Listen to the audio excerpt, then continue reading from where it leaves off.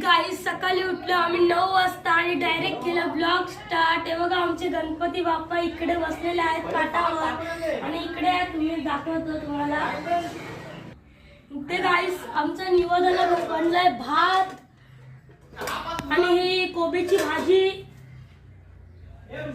आणि छोटे गाईस इकडे शिरा पण आहे बघा एकदम मस्त आणि इकडे पापड पण झालेला आहे। पापड नाही पुरी आहे